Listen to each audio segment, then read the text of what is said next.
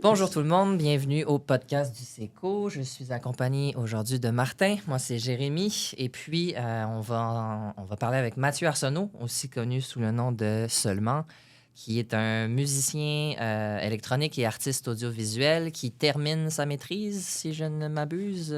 Oui. Génial. Avec Myriam Boucher comme directrice de recherche. Yes. Super. Donc, Martin et moi, on a fouillé un peu sur ton site web, on a écouté qu'est-ce que tu as fait. Moi, j'ai souvent vu tes performances aussi, donc je suis quand même assez avisé sur ta pratique. Mais en gros, on a une première question qu'on s'était posée, c'est tu parles beaucoup de travailler l'imperfection de la voix, peut-être même l'imperfection de la synthèse modulaire ou du corps humain dans un environnement super technologique puis bien carré que la synthèse est, tu sais. Est-ce que tu voudrais nous parler un peu du pourquoi? Qu'est-ce que ça signifie pour toi d'apporter cet élément humain-là dans cet environnement technologique-là? Est-ce que ça s'est fait de façon réfléchie ou plus naturelle? Merci de me recevoir, premièrement. Bonjour. Bonjour. C'est une bonne question. Je veux dire, je pense que c'est le nœud, en fait. C'est la question que je me pose en ce moment, du moins dans mon travail. Puis je pense pas que c'est une décision qui était consciente au départ. C'est quelque chose que j'ai découvert peu à peu quand j'ai commencé à travailler avec la synthèse, avec la transformation de ma voix. Je pense que la préoccupation était peut-être d'utiliser un matériel sonore que je connaissais bien parce que j'étais chanteur dans un groupe pendant 8 ans. Puis tout ce que je faisais en musique, ça tournait tout le temps un peu autour de ma voix. Donc, au départ, je pense que j'utilisais ma voix parce que c'est quelque chose que je connais. Puis je veux utiliser des outils plus technologiques. Donc, pour moi, c'était juste naturel de faire ça comme ça. Au fil du temps, je me suis rendu compte que justement, je me poussais à essayer de faire quelque chose qui était aussi rigoureux que des oscillateurs frais ou que du séquençage, je sais pas si c'est un mot ça, mais que du séquençage fait à l'ordinateur. Puis c'est là que tu te rends compte, c'est l'écart en fait de ce que le corps est capable de faire par rapport à la précision de la machine. Puis éventuellement, puis c'est obsédant. Puis éventuellement, ça m'a amené à juste embrasser, dans le fond, cette imperfection-là, puis la considérer comme une partie intégrante de mon esthétique. Mm-hmm. Ouais. Quand tu parles du corps exactement, genre, tu fais plus référence à la voix ou comme d'autres parties de ton corps, je sais pas? Ça dépend. Ça dépend si on parle de la musique que je fais ou l'image que je fais. Mais je m'intéresse de ce temps-ci, mettons, si je sais pas si je peux adresser tout ce que j'ai fait sous cet angle-là, mais ce qui m'intéresse en ce moment, c'est de travailler avec le bruit qui est généré par le corps. Donc, si on parle de la voix, le tremblement, c'est une forme de bruit, dans un sens, qui vient interférer avec la stabilité de la note. Pour les images que je fais avec du carton, et on va sûrement en parler plus tard, là, c'est comme le tremblement des mains, l'imperfection dans la découpure. Donc, pour moi, c'est ce qui m'intéresse en ce moment. Genre, la gestuelle du corps est importante. Puis, exact, la gestuelle du corps, puis le bruit, en fait, le bruit qui vient s'insérer dans ce que je voudrais faire, puis ce que je suis capable de faire, finalement, avec mon corps. Mm-hmm. Je trouve ça intéressant, par contre, on en reparlera un peu dans le bricolage architecture, là, mais le fait de voir les résultats du corps sans nécessairement voir ou montrer le corps comme l'objet visuel. On constate que ça a été fait par un corps humain, même si c'est pas ça qui est présenté à l'écran. Puis je trouve que c'est quand même quelque chose d'assez intéressant, de moins un pour un, de travailler le corps sans nécessairement l'observer ou comme matière. Là. Je trouve ça super cool. On pourrait en fait commencer juste par parler de ton album Expo, qui reflète vraiment bien tout ce que tu viens de dire dans ton mélange de musique plus lyrique, traditionnelle, humaine et musique électronique plus séquencée et tout. Là, on a lu dans le fond que c'était un processus un peu plus sculpturel que narratif. Est-ce que tu voudrais nous parler un petit peu de cette approche-là sculpturelle, un peu des méthodes que tu as employées pour mélanger le monde lyrique au monde technologique? Oui, ben c'est le même, la même façon de procéder. La manière que j'ai fait Expo, c'est la même façon de procéder que celle que j'utilise pour faire bricolage architecture. C'est-à-dire que, vu que c'est des chansons, on comprend que ma voix est impliquée, mais la majorité de la musique est aussi faite avec ma voix. C'est comme principalement toute faite. C'est toute ma voix qui passe dans des appareils, puis je chante par-dessus. OK. Mais c'est comme principalement de la voix aussi, les synthétiseurs qu'on entend, mettons. C'est pas Donc, des oscillateurs. c'est pas des oscillateurs, ça C'est va ça. être ta voix qui va C'est être ma traitée voix, dans plusieurs effets ou plusieurs... C'est ça. Cool. Exact, c'est ça. C'est au lieu d'utiliser des oscillateurs, j'aime ça utiliser des boucles de ma voix. OK. Puis c'est que je vais souvent, je procède par étapes, dans le fond. Je fais peut-être moins pour Expo, ça dépend des chansons, mais je fais comme des arrangements juste de voix, comme des accords, mettons, des tenues. Puis là, je séquence ça, puis là, je trouve la mélodie, puis ensuite, je passe tout ça dans les machines. Puis je le transforme, puis là, ça devient l'arrangement. Tu le sculptes, dans le fond. Exact, Ok. exact. Ouais, c'est un peu comme... c'est un peu comme le principe d'un clignotement. Souvent, ce que je vais faire avec la manière que je sculpte les sons, c'est-à-dire que... Ou comme un clignotement ou comme un projecteur de pellicule. Ou est-ce qu'un projecteur de pellicule, tu as un truc qui passe continuellement, mais tu as une lumière qui clignote puis qui va couper des morceaux. Puis c'est un peu ce que je fais avec mes sons en général. Je vais faire comme des tenues ou des trucs qui sont continus, puis la machine, elle vient juste prendre Certains petits des moments. petits snippets. Puis c'est ça qui fait le caractère. C'est vraiment le fun que tu en parles, parce que j'avais une question justement sur ça. Parce qu'étant donné que tu sais, le cinéma lyrique, bon, il a été mis en place plus par Stan Brakhage. Puis, dans le fond, il expose aussi une multitude de métaphores dans ses œuvres. J'ai trouvé un peu une certaine référence, pas une référence, mais de quoi de similaire dans Expo, la pièce titre, dans le fond, qui est sur YouTube. Et on voit souvent dans la vidéo le pont Samuel de Champlain. Mais je me demandais, dans la vidéo, qu'est-ce que ça signifiait? Quelle métaphore est-ce que tu essayais de nous faire comprendre à travers le pont Champlain? Mais c'est pas moi qui ai fait la vidéo. OK. Qui a pas fait, c'est un court film, en fait, c'est pellicule. C'est Charles-André Coderre, qui est un collaborateur de longue date.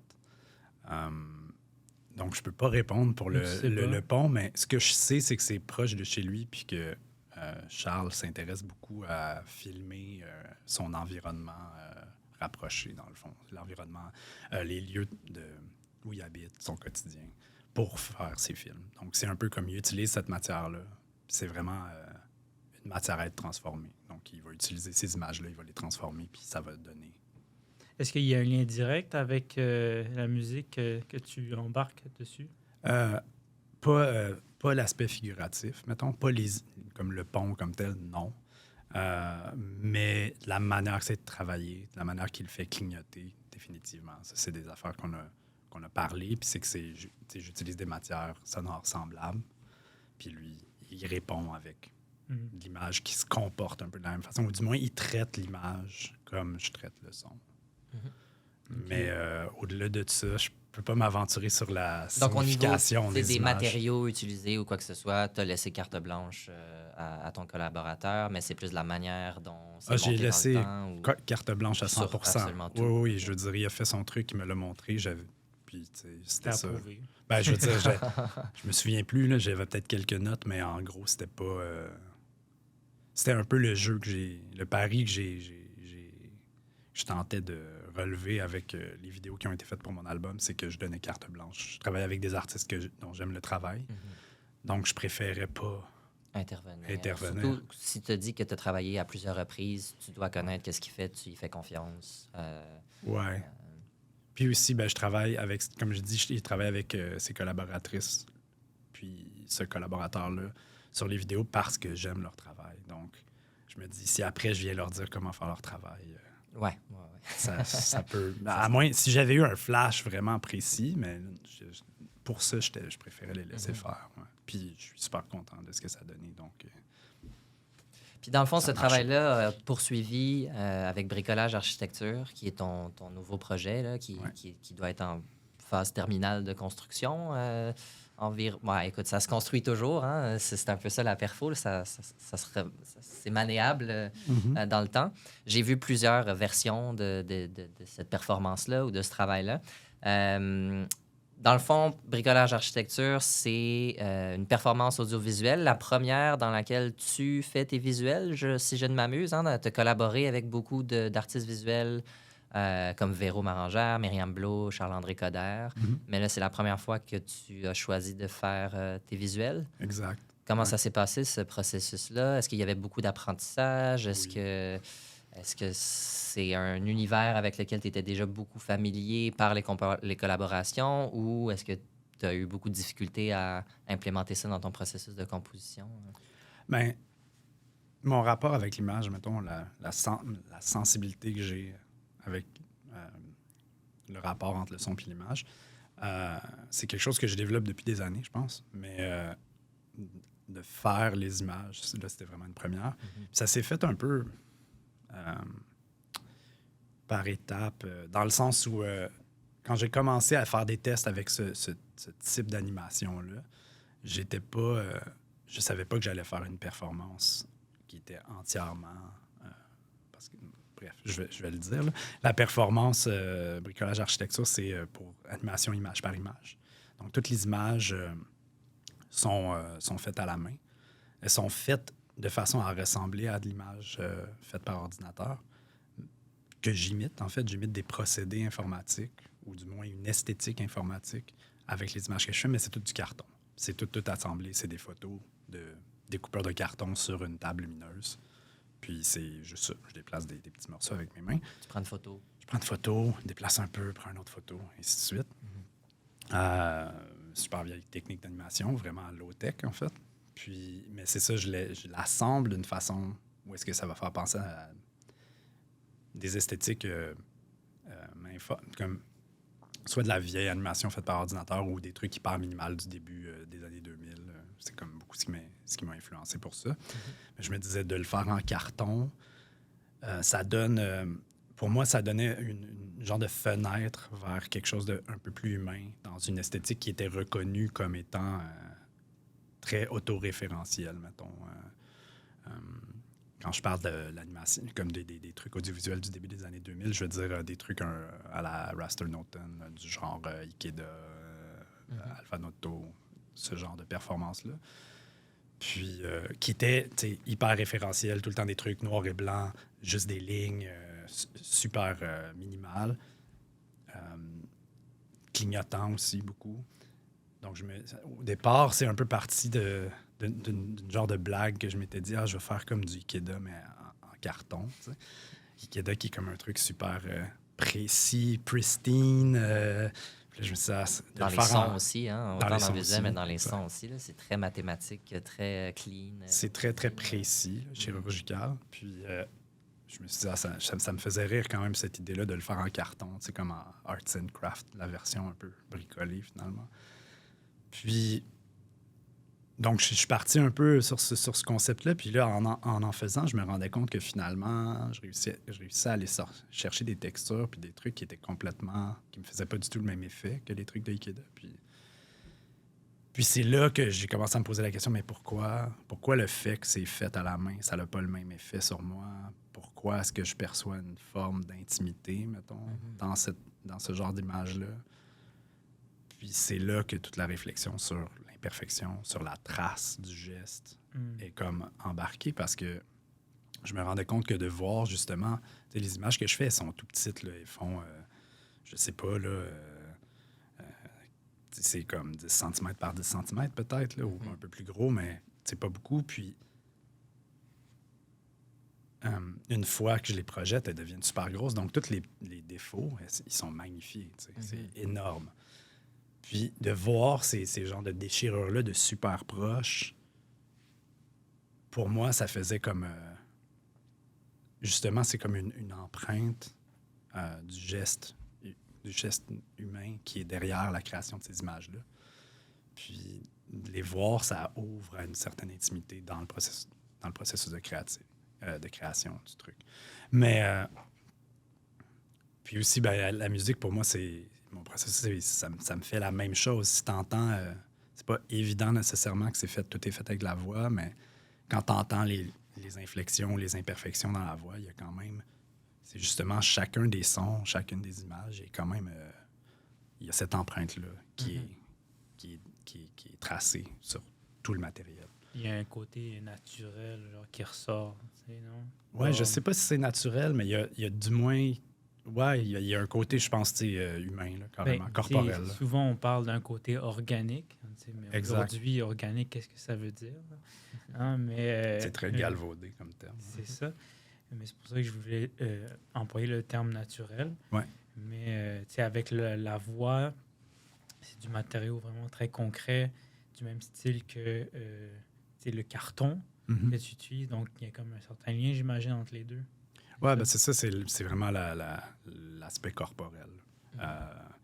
J'aime ça dire, pour simplifier ce que je fais, j'aime ça dire que je fais des images qui ressemblent à de l'imagerie numérique avec mes mains. Puis je fais de la musique qui ressemble à de la musique électronique avec ma voix, comme j'aime bien. Puis, dans le fond, c'est plus que ça ressemble, c'est que je les imite, en fait. J'essaie d'imiter des processus informatiques, puis de les amener dans le monde plus humain, sans ordinateur. C'est pas cette volonté-là. En fait, la volonté, c'est vraiment d'essayer de pousser mon corps à l'imiter. Puis c'est impossible, finalement. Donc, il y a comme un genre de beauté tragique, moi, je trouve, là-dedans. Tu peux pas vraiment le faire aussi bien. Puis, parce que vraiment, je sais pas de faire des imperfections. J'essaie de le faire parfait. Okay. Puis je peux pas. Puis là, ben, le résultat, avec ces imperfections-là, ben, c'est ce que je mets de l'avant, finalement.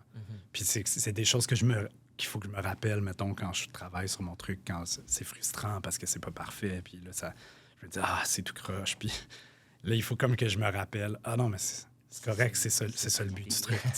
c'est ça l'idée. T'sais. On dirait un psychodrame. C'est souvent utilisé dans les films lyriques, tout ça. Là. Donc, ça me fait juste penser à ça. Sinon, dans cette pièce-là, il y a aussi le clignotement que tu utilises pas mal. Ouais. C'est quelque chose que tu vas réutiliser souvent. C'est quelque chose que j'utilise, que j'ai réalisé, je pense, il y a 1 an. J'ai réalisé que j'utilisais le clignotement dans tout ce que je fais depuis, je sais pas, là, depuis que je fais des trucs solo, en fait, au moins. Puis même avant, j'avais déjà un intérêt. Puis, je savais que c'était un peu malgré à mon insu, un peu. C'est juste j'y reviens tout le temps. Ma musique, elle clignote, dans un sens. C'est tout le temps des trucs qui pulsent d'une façon qui peuvent rappeler un clignotement visuel. Puis là, ben, avec bricolage architecture, comme je fais clignoter l'image sans arrêt, ben, je veux dire, ça vient vraiment renforcer ce lien-là entre les deux. Puis, non, c'est ça. Je veux dire, pour Expo, en concert, j'utilise des tubes LED, en fait, que je fais clignoter au rythme de la musique, comme tout le long de la performance. Puis, dans les vidéos que je fais, ça clignote. C'est ça, la musique aussi. Donc, c'est comme une genre d'obsession, finalement, que je réalise qui traverse tout ce que je fais. Puis, je sais pas exactement pourquoi, mais probablement que ça a quand même à voir avec, justement, le cinéma structurel que j'ai découvert il y a super longtemps. Puis, je faisais pas rien qui faisait référence à ça pendant des années, mais c'était toujours... De ton subconscient. C'était toujours là, j'y pensais tout le temps, des trucs de Paul Sharits. C'est une pratique qui t'a vraiment habité pendant longtemps avant de concrètement t'inscrire dedans. Là. Exact, c'est ça. C'est quelque chose. Ben, je pense que c'est quelque chose qui a influencé aussi mes décisions esthétiques, même avant que ça soit évident, mettons, que c'est ça qui m'inspire. Y aurait-tu des artistes, juste pour notre cher public, moins influents dans le cinéma structurel, qui t'ont beaucoup inspiré? Mon préféré, c'est Paul Sharits. Je veux dire, avec Touching. Ah, OK, oui. Mais parce que ses autres films sont pas des Flickr films, mais Touching, ça clignote. Sinon, ben, les classiques. Là, c'est quand il dit Destroy tout le long. Exact, oui. Puis ça, dans le fond, c'est ça. pour les gens qui écoutent le podcast, c'est un film où il y a juste 2 frames de quelqu'un qui simule de se couper la langue avec une paire de ciseaux. Puis c'est juste 2 frames qui s'alternent en clignotant. Puis des fois, le cinéaste insère les lettres qui épellent le mot touching, donc T. Puis la trame sonore, c'est juste une voix qui répète Destroy, Destroy, Destroy, Destroy, Destroy. Ça m'avait beaucoup marqué. J'étais vraiment impressionné par ce film-là. Ouais, parce que ce qui est le fun avec ce film-là, c'est que au fur et à mesure que tu l'écoutes, quand tu écoutes Destroy, ben, le mot Destroy ne perd son sens et tu entends autre chose que Destroy.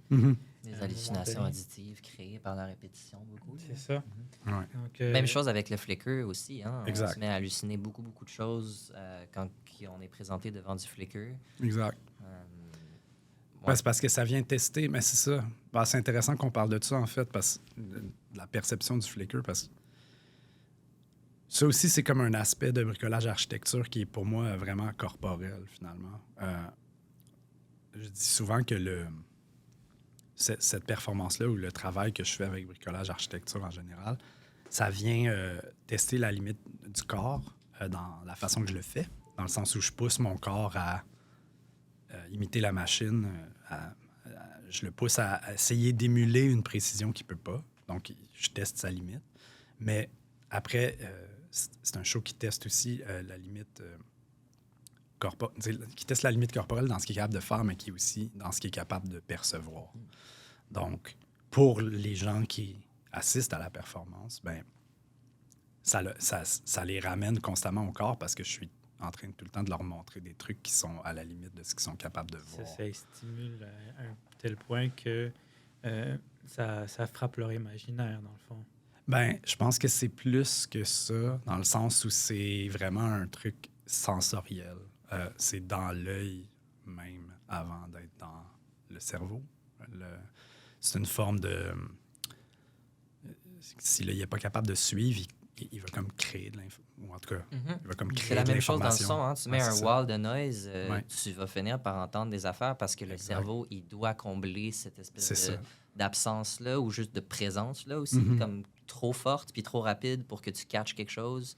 Fait qu'il se met à créer des affaires pour essayer de te faire sens de cette présentation. Sinon, il fait une espèce de retardement avec, comme pour ce qui est de l'œil, là, parce qu'il n'est pas capable de capter des images aussi vite, donc il retarde certaines images par rapport à d'autres. Fait que ça fait que certaines images se superposent tellement que ça va vite. Exact. Mais c'est ça, toutes les idées de superposition dans ce show-là, c'est tout ça se passe tout dans l'œil, dans le sens où je fais pas de... Je pense. Exact. Parce que je sais pas, en fait. Parce que je fais pas de... J'utilise aucune transition ou effet de composition numérique dans le show. Puis il y a plein de formes superposées dans le show. Mais en réalité, elles sont pas superposées. Elles sont une après l'autre. Mais ça va tellement vite que tu les vois une par-dessus l'autre. Mais il y a une limite qui est vraiment petite où est-ce que tu arrêtes de les voir superposés. Puis, donc, ça prend pas grand-chose, en fait, pour que le cerveau... Le cerveau, il va vite quand même là, pour analyser ce qu'il voit. Puis, donc, c'est ça. C'est aussi c'est un truc que j'ai travaillé dans ça. Ouais, j'allais te demander, ça a dû quand même demander beaucoup d'exploration puis d'expérimentation à savoir elle est où, cette limite-là, quand est-ce qu'on se met à halluciner, comme la vitesse de ton flicker ou l'intensité de ton flicker, les différentes... Comment tu peux travailler cet effet-là en tant que tel. Là. Ça a dû demander quand même pas mal de juste tester par toi-même puis de toi recevoir cette information-là puis comment est-ce que tu l'aperçois avec tes yeux. Dans le son, surtout. Ouais. Ben, le son, le son, étrangement, c'est comme... Tu sais, ça va tellement vite, l'image, que c'est sûr que le son, il va pas à cette vitesse-là. S'il allait à cette vitesse-là, je trouve même que le son aide à atténuer un peu peut-être le côté très, très harsh du flicker qui est carrément dérangeant physiquement. Là. C'est comme un peu comme un wall de noise super fort. Ben, ça va vraiment devenir physiquement dérangeant. Mais tu viens, encore une fois, un peu par souci de travailler le corps, travailler un peu, d'avoir cette espèce de rattachement à l'humain là derrière, qui vient, dans le fond, jouer sur notre perception. Ouais, ben, euh, c'est une surprise pour moi. Puis c'est quelque chose qu'on m'a dit. C'est que j'ai rarement des commentaires, mettons, par rapport à cette performance-là, comme quoi c'est difficile à regarder. Les gens me disent rarement comme c'est vraiment intense, Ben, ils disent c'est intense, mais ils disent pas c'est violent. Tu sais, les gens n'utilisent pas ce terme-là, mettons. Alors que si la musique que je faisais était comme industrielle, mettons, et comme plus qu'on est habitué d'entendre avec ce genre de visuel-là, hyper chirurgical, super harsh, finalement, ou je sais pas comment le définir autrement, mais... moins lyrique, plus percussif, plus rythmique. Moins... Qui est quelque chose que j'adore, soit dit en passant. Je ne le dis oui. pas de façon négative. C'est une esthétique que j'adore. Ben, ça paraît, tout ton objectif est de fusionner un peu les deux ensemble. Puis, mais justement, à cause que la musique que je fais est plus lyrique, est plus dans le ressenti, mettons, dans les émotions, a plus une visée de faire quelque chose qui est... Ouais, c'est ça, qui est dans le ressenti. J'ai l'impression que ça vient... Le flicker visuel, le clignotement visuel, crée un autre effet qui est comme presque apaisant, j'ai l'impression. Ouais, peut-être que j'exagère, mais moi, je trouve. Puis, ouais, justement, c'est plus perçu comme un genre de truc hyper austère, mais plus comme une forme de contemplation un peu plus... un peu plus... C'est la relation audiovisuelle qui vient atténuer un peu la réaction habituelle qui est assez harsh, puisque la musique ne l'est pas, puis puisque ça flicker en même temps que la musique, puis qu'il y a vraiment des relations qui sont travaillées ensemble l'un et l'autre. C'est pas vraiment un collé par-dessus l'autre. Ouais. C'est ce qui vient créer cette émotion-là. Quand on ressort de ce concert-là, c'est effectivement pas ce qu'on est habitué d'entendre. Genre, c'était super harsh, super violent, ça m'a rentré dedans, c'était malade, mais plus, il y a tout, comme tu dis, tout le ressenti, la charge émotionnelle qui vient avec la voix, les paroles, les textes aussi. C'est généralement même pas le genre de visuel qu'on va voir avec la musique vocale. C'est souvent... Il y a très peu de texte, là, je dois dire, dans cette perfo-là. Il y a genre 3-4 phrases là, à date. Là. Très, très peu de texte. C'est surtout juste des notes de 100 mots. Mais oui, en effet, ce qui ressort plus de ce que les gens me disent quand ils voient la performance, c'est plus un rapport émotionnel. Exact. Les gens viennent me parler que ce qu'ils ont ressenti, mettons, émotivement, pas j'ai mal aux yeux, mettons. Ouais. Mais, Et toi, par rapport à tes œuvres, comment tu les perçois? Est-ce que tu les perçois violentes ou pas du tout? Non, pas violentes pour moi. Non. Pour comment je les perçois, moi? C'est pas une question que je me pose tous les jours. Mais elles sont faites vraiment elles sont vraiment ancrées dans le ressenti pour moi. Donc, c'est ce que j'espère communiquer aussi. C'est-à-dire que pour moi, c'est ça vient vraiment d'une zone émotive. Qu'est-ce que je fais? Puis, même le flicker hyper comme minimal géométrique, ça me fait quelque chose d'émotif. Quand je le crée, je suis dans un état qui est propre à ça, dans le sens où je me sens pas vraiment comme ça le reste du temps. Puis qui est comme un état vraiment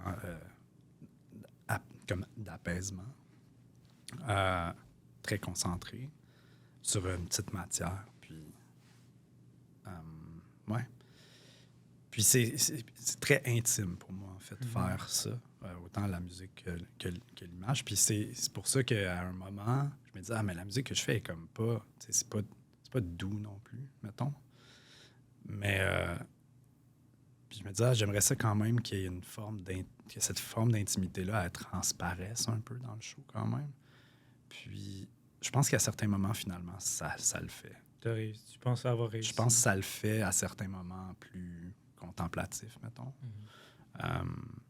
Je pense que ce courant-là, il passe dans la mesure où t'entends la vulnérabilité dans le son. Puis je pense que tu le vois dans l'image aussi. Dans les imperfections de la découpure puis de la déchirure. Exact, c'est ça. Il y a comme quelque chose. Le tracé du corps. Et le corps, en tant que tel, c'est un peu ça la définition de l'intimité. Là. C'est un retour à soi, puis une espèce de prise de conscience Ouais. de nos émotions, soit partagées avec quelqu'un ou avec nous-mêmes, mais c'est vraiment à l'intérieur de soi. Là, donc, Puis l'imperfection, c'est vulnérabilisant. Donc, Mhm. c'est aussi mon souhait de comme montrer l'imperfection, montrer une forme de vulnérabilité. Ça amène les gens, je pense, à laisser tomber leur garde aussi. Je pense, en fait, c'est ça, la passe.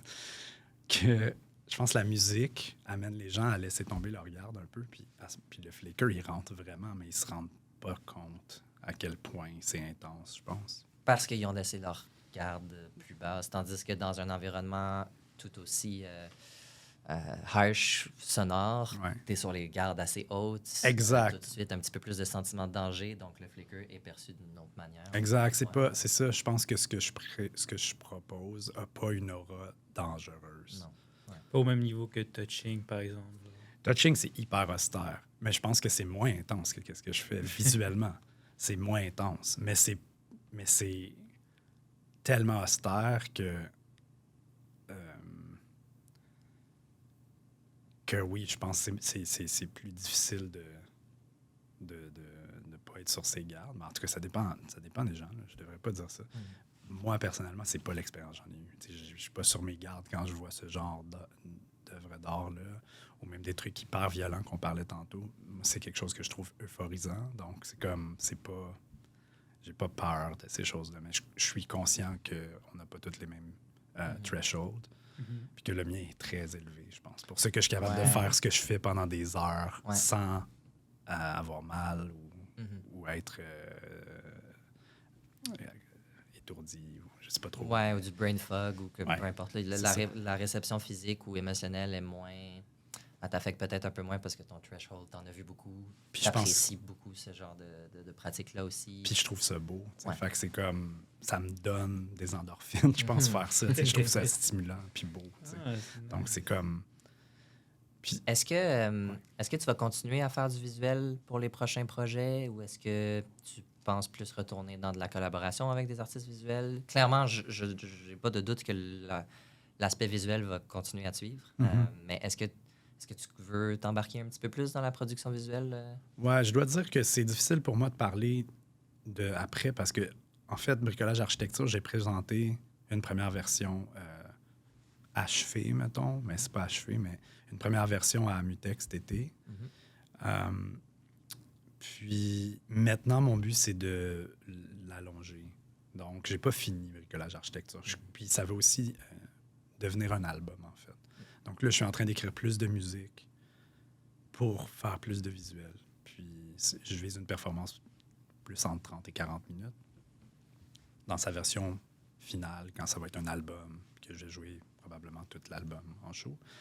Ça va sortir, tu sais pas quand? L'année prochaine. L'année prochaine? Dans à peu près un an.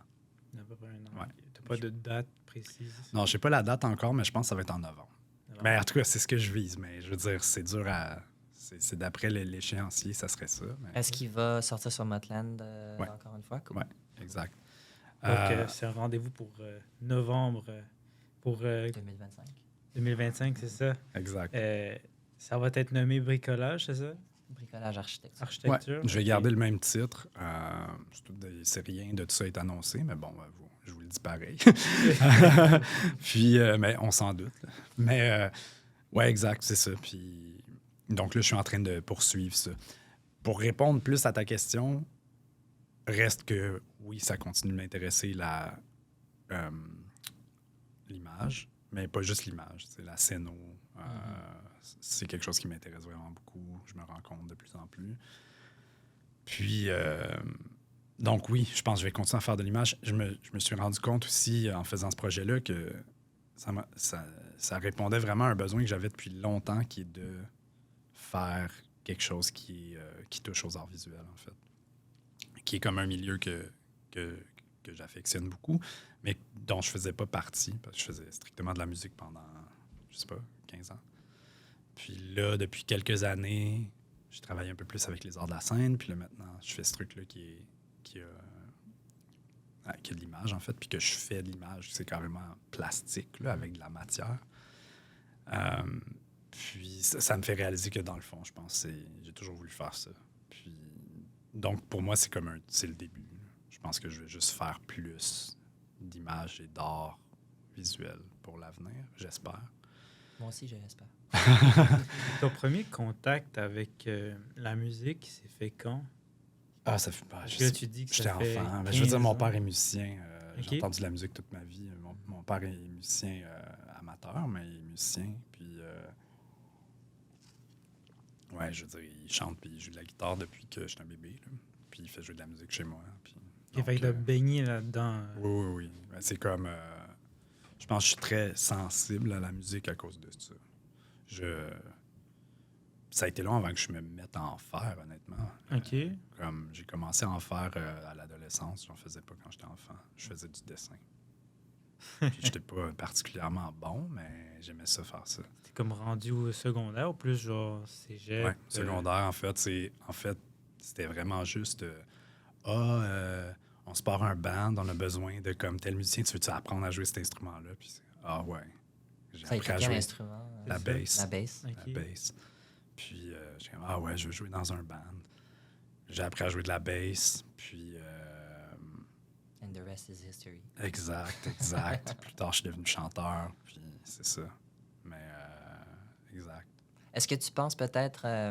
Je sais qu'avec ton band Technical Kidman, tu étais un petit peu plus dans la scène rock ou expérimentale, mais ouais, un peu moins dans l'expérimental, même s'il y a probablement plein de choses qui se rejoignent. Est-ce que c'est un intérêt de peut-être y retourner dans cette scène-là, de recommencer à plus de frontman, mais pour des projets en groupe, plus que tes projets solo? Pour être franc, je pense que je le suis encore dans cette scène. Dans le sens que Expo, je l'ai présenté beaucoup dans ces milieux-là aussi. Okay. J'ai joué dans des places, des salles rock, dans des shows rock, sur des line-up rock. Je l'ai fait. Je pense que justement avec seulement, j'essayais de me... comment je pourrais dire, intégrer un autre milieu qui est plus celui de la musique électronique, de l'art numérique, de l'art visuel, progressivement. Puis là, je suis content de voir que ça fonctionne, mais en effet, j'aime encore la scène rock, la musique rock, c'est quand même, c'est de là que je viens, c'est mes racines. Je pense que ça paraît dans ce que je fais, même quand c'est juste électronique. On m'a dit que bricolage architecture, il y a plusieurs personnes qui m'ont dit que c'était métal. Ah Puis ouais. je suis comme... je leur dis, si vous dites ça à cause des cheveux. Ils sont comme, non, dans la gestuelle, le définitivement, son. l'énergie de frontman est là. Ça, tu l'as à cause de probablement grâce à ton expérience par avant. Hein. On voit souvent dans les performances peut-être même plus cliniques, là, comme on parlait de derrière son écran, il n'y a pas nécessairement de performance corporelle ou physique, tandis que dans ton cas, c'est vraiment le cas. Là. Oui, mais on n'échappe pas à qui on est. Hein. Je veux dire, je suis juste quelqu'un d'expressif, donc ça paraît tout le temps. Mais non, mais puis aussi, en tout cas, pour répondre plus précisément à ta question, oui, en fait, c'est comme un projet que j'ai de recommencer à faire un band rock, mais en ce moment, j'ai juste pas le temps. Ah ben non, c'est ça. Puis, on a nos gros projets, la maîtrise à compléter. Pardon. Mais c'est le fun de savoir que ça reste un intérêt. En fait, j'espère le faire comme plus tôt que tard, mettons. Là, j'espère y retourner bientôt parce que c'est comme... En fait, pendant des années, j'étais dans un groupe rock, puis c'est que ça que je faisais. Puis j'aspirais à faire de la musique électronique, puis ce que je fais maintenant. Puis là, je le fais. Mais je me rends compte, OK, mais ça répond à un besoin différent. Donc, pour moi, tu sais, faire de la musique rock, c'est pas la même énergie. Ça répond pas à au même besoin. Puis, pour moi. Puis, ça me manque énormément. Donc, c'est un peu... j'espère y revenir bientôt. OK. Super. Bon, mais est-ce que... Parce que moi, personnellement, j'aimerais savoir si tu avais un instrument favori. Que ce soit dans des compositions que tu as déjà faites, que tu utilises souvent. C'est lequel ton instrument favori de musique? Mettons que j'aime jouer ou que j'aime t'aimes entendre? jouer. C'est ma voix. Ta Ce voix? que je préfère, c'est chanter, mais j'adore chanter. Puis, je chante tout le temps. Donc, ouais, c'est juste... c'est ce que je préfère. Ouais. Merci. Bon, ben, on va s'arrêter là-dessus. Cool. Merci de nous avoir rejoints cet après-midi. Et puis, Merci de m'avoir reçu. Avec plaisir. On se revoit pour notre prochain épisode du podcast du SECO. Salut, Bye là. bye. Ciao.